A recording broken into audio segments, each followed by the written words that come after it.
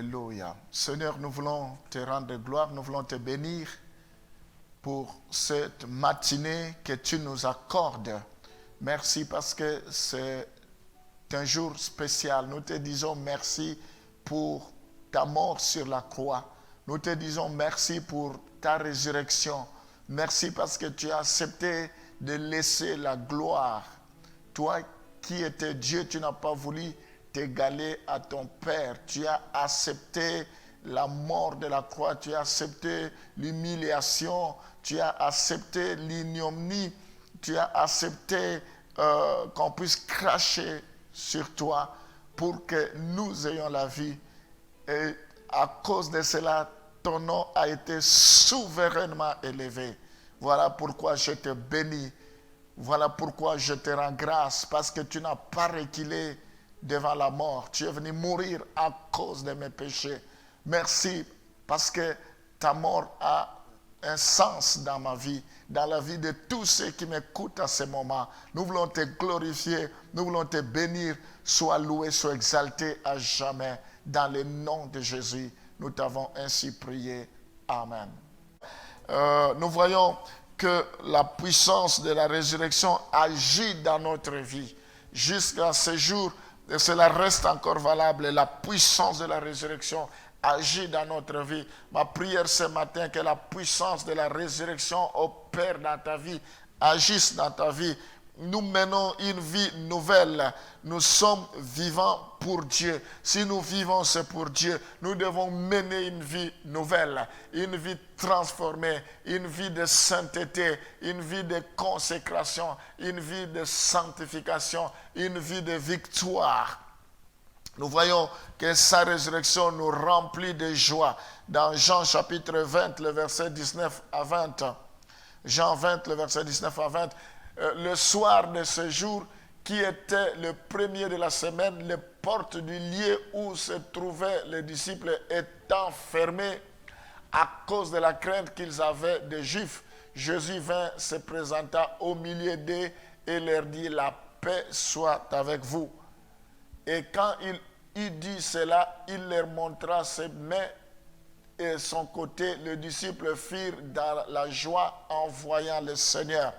Gloire au Seigneur. On leur a dit: vous verrez cet imposteur, il ne va jamais ressusciter. Mais quand Jésus a été ressuscité, l'église primitive était joyeuse. Nous devons être dans la joie aujourd'hui. Nous devons témoigner notre joie, que Jésus est vivant, que Jésus est mort, il est ressuscité. Voilà pourquoi nous sommes dans la joie. S'il n'était pas mort, nous pouvons pleurer. Sur l'île de Patmos, Jean pleureux parce qu'il n'y avait personne qui était digne d'ouvrir les livres et de rompre les sept sceaux. On a dit: regarde, il est l'agneau immolé, il est digne d'ouvrir les livres et de rompre les sept sceaux. Lui seul, il a le pouvoir. Nous devons être dans la joie, nous ne devons rien craindre. Je t'encourage. La Bible dit: réjouissez-vous. Je le répète, réjouissez-vous. Soyez dans la joie, réjouissez-vous dans le Seigneur. Bien qu'il y a des difficultés, mais nous sommes enfants de Dieu, nous devons garder le sourire. Nous devons garder la joie même dans les épreuves, parce que Jésus est vivant, Jésus est ressuscité.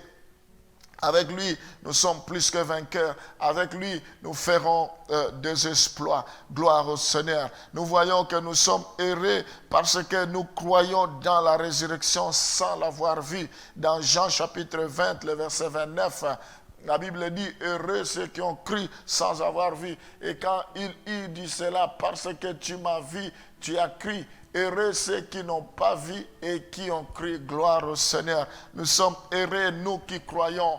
Je prophétise que tu es heureux, toi qui crois à la résurrection. Même si tu n'as pas vu cela, mais nous croyons. Heureux ceux qui ont cru sans avoir vu. Gloire au Seigneur. Donc, nous voyons qu'une fois qu'ils ont vu Jésus-Christ ressuscité, en contemplant les ressuscités, en contemplant Jésus, nous ne pouvons que l'adorer. Et ils ont commencé à adorer le Seigneur. Nous pouvons voir dans Matthieu chapitre 28, le verset 8 à 10 et le verset 16 à 18. Matthieu chapitre 28, le verset 8 à 10. Elles s'éloignèrent promptement du sépulcre avec crainte et avec grande joie. Et elles courirent porter la nouvelle aux disciples. Le verset 9. Et voici, Jésus vint à leur rencontre et dit, je vous salue. Elles s'approchèrent pour saisir ses pieds et elles se prosternèrent devant lui. Alors Jésus leur dit, ne craignez pas, allez dire à mes frères de se rendre à Galilée, c'est là qu'ils me verront. Nous voyons le verset 16 à 18 maintenant. Les 11 disciples allèrent à Galilée sur la montagne que Jésus leur avait désignée. Quand ils le virent, ils se prosternèrent devant lui, mais quelques-uns eurent des doutes. Nous voyons, et Jésus s'étant approché, leur parla ainsi, tout pouvoir m'a été donné dans le ciel et sur la terre. Nous voyons que en contemplant le ressuscité, nous pouvons que l'adorer. Ils ont commencé à adorer le Seigneur.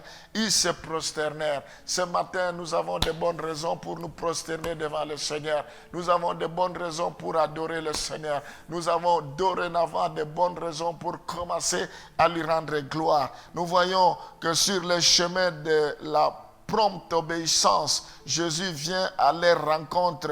Quelle joie renouvelée, non seulement de la résurrection, mais aussi de la présence effective de Jésus. Elles l'adorèrent. Nous devons adorer le Seigneur. Ce matin, nous allons l'adorer. Oh, Seigneur, je t'adore. Je te bénis parce que tu es vivant. Oh Seigneur, si tu n'étais pas ressuscité, qu'est-ce que ceux qui t'accusaient allaient comment il allait nous traiter, mais c'est parce que tu es ressuscité qu'ils n'ont plus rien à dire. Tu es vivant. Parce que tu es ressuscité, l'ennemi tremble, l'ennemi reculera devant nous. L'ennemi tombera. Oh, parce que tu as vaincu, notre ennemi sera démasqué, il sera dépouillé, il sera vaincu. Je te rends grâce, je t'adore parce que tu es Dieu. Jamais homme a déjà fait ce que tu as fait. Jamais homme a déjà ressuscité comme toi. Je te bénis parce que avant toi il n'y avait pas Dieu. Après toi il n'y en aura pas. Je te rends grâce parce que tu es l'unique et le véritable Dieu. Sois béni à jamais. Alléluia.